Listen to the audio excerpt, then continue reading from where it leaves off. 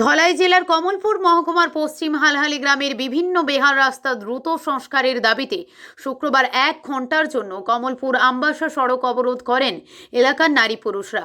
নাগফুল এলাকায় অনুষ্ঠিত এই অবরোধের ফলে সড়কে যান চলাচল কিছু সময়ের জন্য ব্যাহত হয়।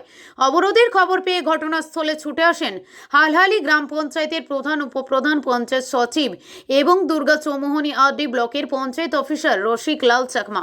তার বিক্ষোভকারী গ্রামবাসীদের সঙ্গে আলোচনায় বসে দীর্ঘদিনের রাস্তা সমস্যার বিষয়ে বিস্তারিত কথা বলেন।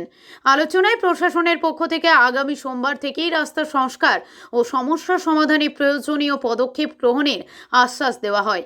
এই আশ্বাসে সন্তুষ্ট হয়ে প্রায় 1 ঘন্টা পর অবরোধ প্রত্যাহার করেন গ্রামবাসীরা।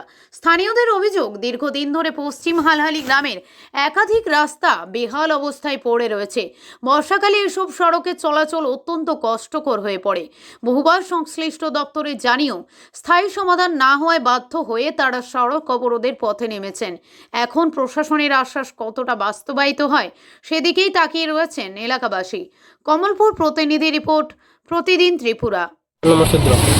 আজকে আমরা পশ্চিম হালহালি গ্রাম পঞ্চায়েত এলাকাতে 1 নম্বর ওয়ার্ডের থেকে আমরা রাস্তার জন্য এসেছি, রাস্তা অবরোধের জন্য এসে প্রায় 1 ঘন্টা খানেক আমরা রাস্তা অবরোধ করেছি। তখন পঞ্চায়েত থেকে পঞ্চায়েতের প্রধান উনি আর পঞ্চায়েত প্রতিনিধিরা এসে আমাদেরকে বুঝিয়েছেন যে তোমরা চলো আমাদের সাথে গিয়ে টাউন হলে বসে কথা বলবো।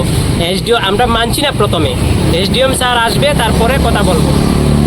আমরা প্রথমে মানিনি, তারপরে পঞ্চায়েতের সবাই আইছে। যেহেতু আমরা 1 নম্বর ওয়ার্ডে আমরা হালহালি পঞ্চায়েত, তাই আমরা পঞ্চায়েতের কথা মেনে ওই টাউন হলে গেলাম।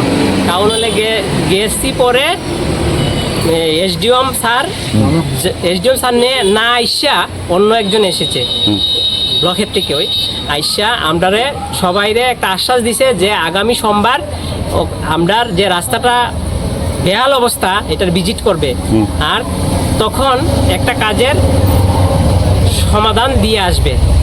আর সোমবারে যদি তারা না আসে তাহলে আমরা আবার পুনরায় রাস্তা অবরোধে বসবো। রাস্তা অবরোধ করেও যদি সমাধান না পাই তারপরে অন্য একটা স্টেপে যাব। দরকার হলে আমরা এসডিএমে যাব। এসডিএমে গিয়ে হলেও আমরা রাস্তা লাগবে, কারণ আমাদের প্লাপান কইরা রাস্তাঘাট চুলাইতেছে, হাত পাও ভাঙতেছে, যার কারণে আমরা এত দূর আইছি। আর আরেকটা কথা, আগামী দিন যাতে আমরা রাস্তাটা খুব সুন্দর হয় সেটা যাতে সবাই দেখে। আমরা